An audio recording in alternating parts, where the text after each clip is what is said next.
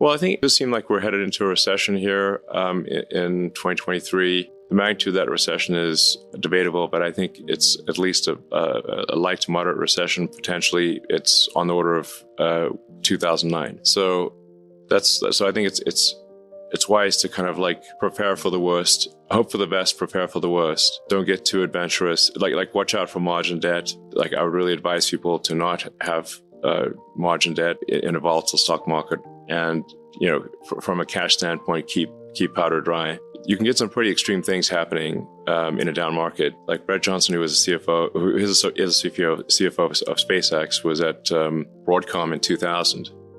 And he said that, and that's a good company making good products. And he said from peak to trough, I think in less than 12 months, Broadcom went down 97%. So like, even if you had a small margin loan there, you got crushed. It subsequently recovered. And I think, to much higher levels. But, if there's like mass panic in the stock market, then you've got to be careful about margin debt. But I mean, this is just, as we know, the economy is cyclic. So and we're somewhat overdue for a recession. And my best guess is that, we have sort of stormy times for a year to a year and a half, and then things start to dawn breaks roughly in Q2 24. If I were to guess, that's like my best guess. Recessions don't like booms don't last forever, but neither do recessions. And it's a 14-year boom, so a 6-quarter recession seems like that might actually balance out. The last time it was 4 or 5 quarters, so it's not easy. I have been guiding our portfolio company CEOs to be at cash flow break even now or extend runway to Q1 2025. And they're 25. Yes, because I think Elon not 24. Elon and I are kind of roughly in the same place. We have been for a while, which is like, mid 24 is when the recession ends, and you need to give yourself 2 to 3 quarters of buffer so that you can go and raise around, which takes a quarter to 2 quarters. And once you start to get escape velocity out of a recession, having money through end of Q1 2025, I think is a minimum requirement. And of the companies that I think were the most precariously positioned, there was 5 of them that got their acts together and really did it. But these are all CEOs of companies that, if I said them, you would know some of them. Yeah, I said Stan Druckenmiller. He, as you recall, last year he predicted that inflation would be lasting. This was in spring of 2021 when transitory was the word of the day. This year, he predicted the bear market rally we had in July and August. And I remember back at the Kotu Summit in May, or around that time, he was interviewed, and he basically was saying that as soon as there was a bear market rally over the summer, that he would then put a short position on. I don't know if he actually did that, but he said he was going to do that. And then it turns out that the summer rally that we had was a dead cat bounce. So he was right about that. And now he is predicting a hard landing in 2023 with a deeper recession than many expect. So sadly, I suspect he may be right yet again.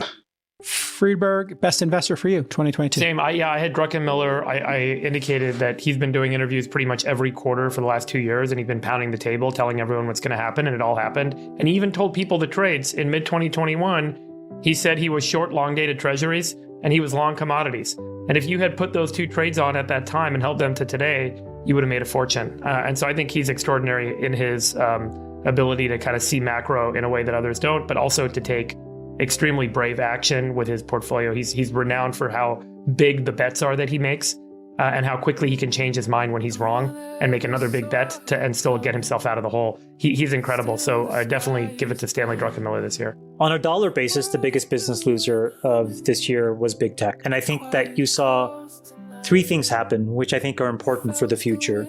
The first was it was the most crowded trade, both by professional money managers as well as retail. And that fever finally broke in the second half of this year. And now going into these last few weeks, you're seeing a lot of panicked selling to cover losses and other things. So I think that number 1, that happened. Number 2, regulators basically said, we're going to go after these guys every single which way we can. Mm-hmm. And then number 3, I think it started to change the innovation cycle where people now actually believe that they can't outspend because folks won't tolerate it, and the things that they're spending their money on seem kind of foolish. And so I think big tech is probably not discussed enough, but it was a huge loser for this year. Friedberg, who is your biggest business loser for 2022? I mean, this one's just a simple FTX. I mean, that was such a incredible revelation of the scale of the scam and the fraud and the craziness that went on. And I think what was interesting about FTX is it had implications not just for crypto and not just for kind of offshore regulatory and not just for fraud, but also for the investors. We had a whole debate about whether the press and journalists failed to kind of appropriately investigate this guy rather than give him accolades because he said the right things, which he said he did over IM. And investors failed to do relevant amounts of due diligence or form a board and have proper governance over him because they wanted to be part of the hot new thing and everyone had capital to deploy. And I think what was interesting about the FTX failure is it wasn't just a failure due to fraud, but it revealed so many parts of kind of, systemic laziness and systemic kind of blind eye and systemic bias that allowed and enabled this to happen. It was really a revealing kind of failure. And that's why I kind of gave it the award. Mr. David Sachs, who is your biggest business loser of 2022? Well, you kind of mentioned this. I picked Bob Chapek, who's the former Disney CEO. He was Iger's handpicked successor 3 years ago. Then the pandemic hit, which shut down the theme parks. But then I think the big mistake was allowing himself to be mau-maued by woke employees into picking a fight with DeSantis over the so-called Don't Say Gay bill. That caused DeSantis to retaliate by threatening the special privileges that Disney enjoys in the state. And then he had Iger undermining him behind the scenes. This was revealed, I think it was in a Wall Street Journal story, that he was grousing to insiders that Chapek was not soliciting his advice, and he was undermining confidence in him with the board. And recently, Chapek was forced out and Iger was put back in charge. Fantastic choice for the biggest loser. The Fed trying to play catch up is the worst trend for me, oversteering into the crash. What do you got, Chamath, for the worst trend of 2022? The worst trend was the continued profligate spending by the federal government. We have record deficits, record debt, and this year we're ending the year by adding another $1.65 trillion of spending that nobody can seemingly account for.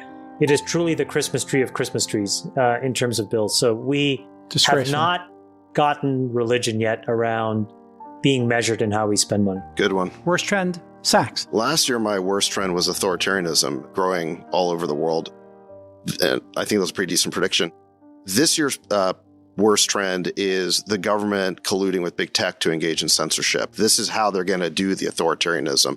We talked about it with Schellenberger and Elon, this whole series of revelations known as the Twitter files. We can see this collusion, this cozy relationship between the censors at Twitter and big tech and the bureaucrats at the FBI and DHS and Pentagon. This is a really disturbing dystopian relationship, as we talked about it earlier. And, I feel like we spend all this time talking about the authoritarianism in Russia and China. We seem to be obsessed with combating that and going to war with that. But we don't spend enough time talking about this growing authoritarianism at home. The media doesn't seem to want to report on the Twitter files at all. Let's focus on stopping authoritarianism here. Well said. Friedberg, what's your worst trend of the year? My worst trend for 2022 is what I would call interest rate mania. And I think that this is the mania that we've been caught up in on this show, that other people on our thread, people in the business community and the investing community, where everyone's obsession with did the Fed act soon enough or late enough, and that interest rates ultimately drive success or failure with building businesses and making good investments. All right, and the truth is, when interest rates go the wrong way, good investments can kind of strengthen their way, can make their way through those environments. Bad investments cannot.